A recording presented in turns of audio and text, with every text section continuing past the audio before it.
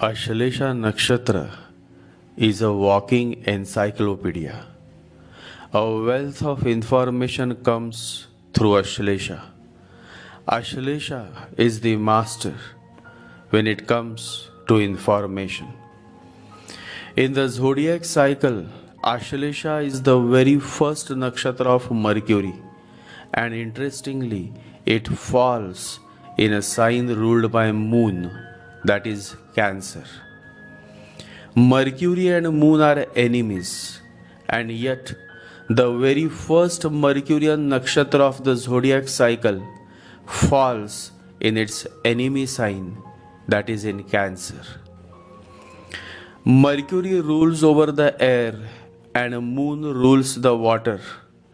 Ashlesha is the amalgamation of air and water.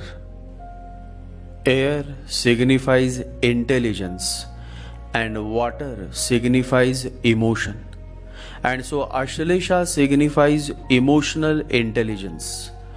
Emotional intelligence is the ability to understand, use, and manage your own emotions in positive ways to relieve stress, to communicate effectively, to empathize with others, to overcome challenges and diffuse conflicts.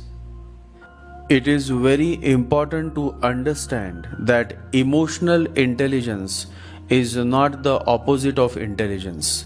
It is not the trump of heart over head. It is the unique intersection of both. Emotional intelligence is the intersection of the heart and the head. In simple words, it is when your head is in tune with your heart, that is when an emotional intelligent person is born. Ashlesha native is primarily a very sensitive person. He understands the language of heart. He can jump. He can sacrifice life for love. He is indeed a man of heart. He is not ashamed of his tears. Always remember, never be ashamed of your tears. Be proud that you are still natural. Be proud that you can express the inexpressible through your tears. Only a man of heart can cry, and the tears that flow through his eyes simply signify that he can feel more, he can understand more, he can relate more to your pain, to your situation, and his feelings are so intense that words cannot express. Only tears can. It is a very natural phenomena. Observe closely. Whenever a man or woman is unable to express their feeling through words, tears start flowing. And so tears become the primary source of expression. When Mercury is placed in the 3rd, 4th, 5th, 9th or 11th house, then Ashlesha ascendant native does well in the field of communication, films and arts. Mercury placed alone in the 8th house is a very bad placement, especially if you are born with Ashlesha ascendant. But otherwise also, for any ascendant sign, Mercury alone in the 8th house is a very unfortunate placement.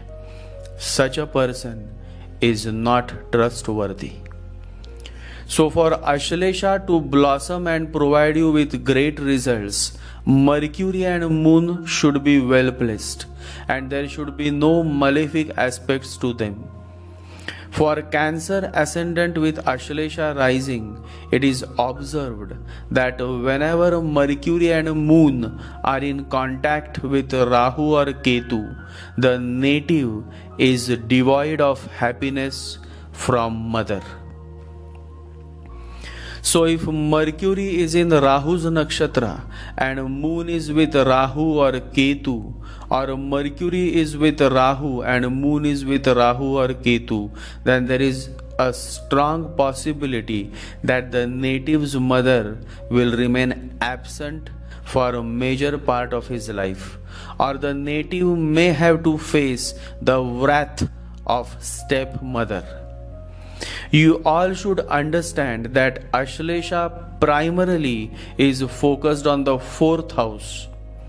And so when Mercury and Moon are afflicted by malefic planets, then the person will suffer at the hands of his or her stepmother, or he may lose his mother at a very early stage of his life.